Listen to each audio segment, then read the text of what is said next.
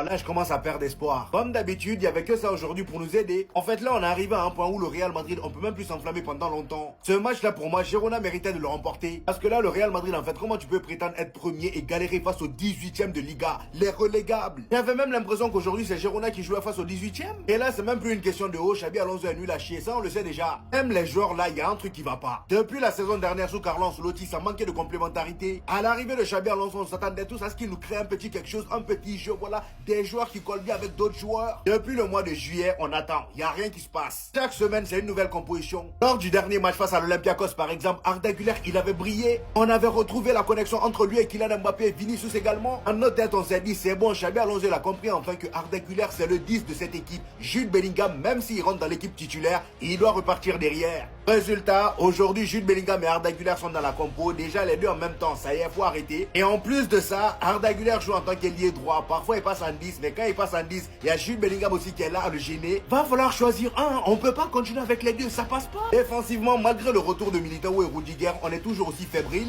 Il y a que Militao qui, pour moi, aujourd'hui, était très dangereux offensivement parlant. Vous vous rendez compte que c'est le joueur le plus dangereux qu'on a eu aujourd'hui offensivement. Militao, nos latéraux ne sert à rien. Franck Garcia, lui, il aurait même pu rester au banc, ça n'aurait rien changé. Et Trent Alexander-Arnold, même lui, vous connaissez mon avis déjà sur lui. Il sert à rien. Il est tellement passif, il dégage rien. Et encore une fois, on a la preuve que quand Kylian Mbappé ne peut pas faire la différence dans un match, les autres, ils sont absents. On n'a aucun jeu. Quand on a le ballon dans les pieds, on sait même pas quoi en faire. Il n'y a que dans les contres où on est dangereux. Mais dès qu'on a le ballon dans les pieds et qu'on doit construire quelque chose, c'est fini. Voilà, les joueurs sont embrouillés, ils savent pas quoi en faire. Je vous jure, je vais essayer de pas rigoler. Mais en fait, quand je regarde les matchs du Real Madrid cette saison, c'est trop compliqué, pardonnez-moi. Au cas où vous saviez pas, Gérone sont 18e. Oui, ils ont fait match nul contre les 18e et c'est leur 3e match nul d'affilée en Liga. Mais vous savez pourquoi j'ai pas envie de rigoler en fait? Parce que j'ai honte. On a réussi à perdre contre cette équipe. N'importe qui les met en difficulté. N'importe qui. Comment on a pu perdre contre eux en fait? C'est une dinguerie. Cette saison, on est très nuls. On est très nuls. Mais on a trouvé plus nul que nous. On est leader du championnat. Mais comment c'est possible, avec ce qu'on propose, qu'on soit leader du championnat? Le Real a réussi à être plus nul que nous. Je savais même pas que c'était possible. Les Madrilènes, en fait, j'ai compris. Je sais pourquoi vous utilisez Vitinha dans les débats avec Pedri. Ramenez même pas votre gars. Laissez-le en dehors de ça. Bellingham en ce moment, mon Dieu. Mais mon Dieu. Je rappelle la déclaration de ce mec en début de saison.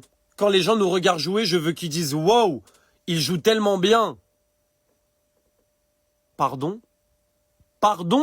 Asdi Nounahi, merci pour cette masterclass, merci d'avoir montré à Valverde ce que c'est le boulot d'un milieu de terrain.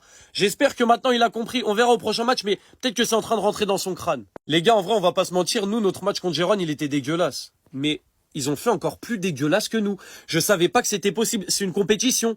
Mais le Real est très bon là-dedans. Ils disent au Barça, ah ouais, vous êtes dégueu, mais on va vous montrer qu'on sait faire mieux, quand même. Bref, je sais toujours pas comment cette info est réelle. On est premier du championnat. Avec ce qu'on propose. Bah écoute, bravo. Bah merci. Merci le Real d'être aussi nul, du coup.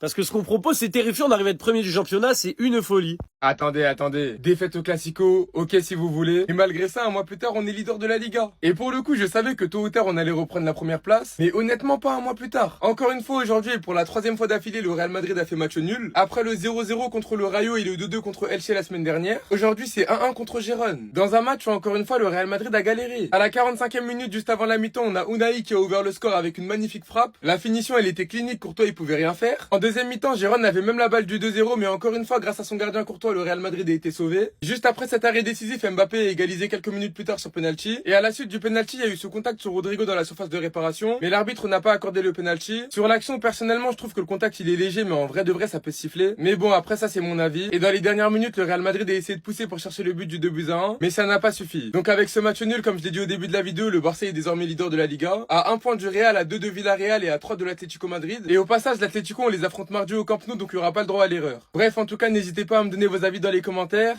histoire de savoir ce que vous en pensez, et moi je dirai tout ça. Troisième match sans victoire en Liga pour le Real Madrid. Conséquence directe au classement, le Barça est leader. Mais bon, c'est très serré. Le vieux, tu te mets encore à genoux, pourquoi? T'es abattu, à chaque fois vous gagnez pas, pourquoi? On vous disait que Gérone c'est pas facile de battre, vous êtes venu, ouais, si Gérone c'est que Gérone. C'est pas Gérone que vous avez pas réussi à battre là? Ah, les comparaisons avec Arda Güler, Bellingham avec Pedri, on va pas les entendre ce soir. Collectivement, vous êtes nuls. Au nom, jusqu'aujourd'hui, je comprends pas comment même avec des blessés on a perdu contre eux, mon Dieu. Unai, le Maroc. Bah bisous et belé quoi. Mbappé buteur sur penalty, voilà, encore une fois. Le Real de penalty, le céréal de penalty, mais bon, on est habitué. Bon, après, pour dire la vérité, il y a des fautes, les gars. Abusons pas. Et Rodrigo, en vrai, les gars. En vrai, mais Lamine Yamal hier non plus, hein. Pas été sifflé, donc. Jurisprudence. Bravo à cette équipe de Gironde, vous nous avez régalé. Nos cousins germains, c'est très bien. Vous leur avez fait perdre des points. Je ne célèbre pas trop, pour l'instant, parce qu'on a l'Atlético. Et ça va être très, très compliqué. Reste à voir. Osez faire les tocards binonarol. Blande la binon Que ce soit la première et la dernière fois, il s'affique bongo sur le banc. C'est la première et la dernière fois que vous faites pleurer, vous mettez à émouvoir flic de la sorte. Est-ce que Théo Cani, on s'est entendu? Bonne soirée à vous. Hansi Flick, tu peux retrouver le sourire. Le Barça a retrouvé sa première place. Et je vais vous dire une chose, les gars. C'est entièrement mérité. C'est entièrement mérité. Même si on n'est pas sur un grand Barça sur ce début de saison, je vous le dis, les gars, on ne doit rien à personne. Cette première place, on la doit à personne d'autre que nous, les frères. On ne doit pas à des arbitres, on ne doit à rien du tout, les gars. On ne doit pas à des pénaltys à gauche, à droite. On va la chercher de nous-mêmes. Quand le Barça gagne des matchs, c'est des matchs qui sont mérités. Et des victoires qui sont méritées. Quand le Barça perd des matchs, c'est mérité aussi, c'est vrai. Mais au moins, les gars, je vous dis, c'est une première place propre. Une première place où tu peux même pas rougir. T'as pratiquement aucun penalty depuis le début de la saison. Là où le Real Madrid, en face, c'est l'équipe en Europe qui a le plus de pénalty à son actif. Vous vous rendez compte ou pas, les gars? Vous vous rendez compte? On sait à chaque fois que le Real Madrid est en difficulté, soit il y a un pénalty, soit il y a un carton rouge pour l'adversaire, à chaque fois c'est la même chose.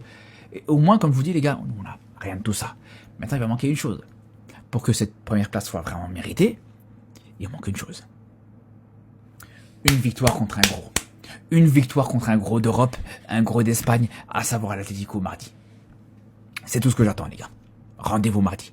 Dites-vous les gars que ces clowns, ils avaient 5 points. 5 points d'avance sur le Barça. 5 points d'avance. Ils ont actuellement 1 point de retard. Mais franchement, vous n'avez pas saisi votre chance. Vous n'avez pas saisi votre chance. Le Barça a pris trop de blessés en début de saison. Lamine Yamal pubalgie, Pedri qui se blesse, Rafinha qui se blesse. On avait perdu nos cadres. Mais mauvaise nouvelle pour vous. Ce trio-là sera réuni. Ils sont tous de retour. Yamal a l'air un peu plus en jambes.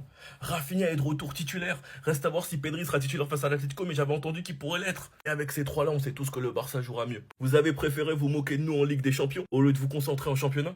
Résultat, vous êtes dans le rétro. Et vu comment vous avez du mal face à Gérone, je préfère même pas savoir ce que ça va donner. Face à Bilbao, face au Betis, face au Celta Vigo.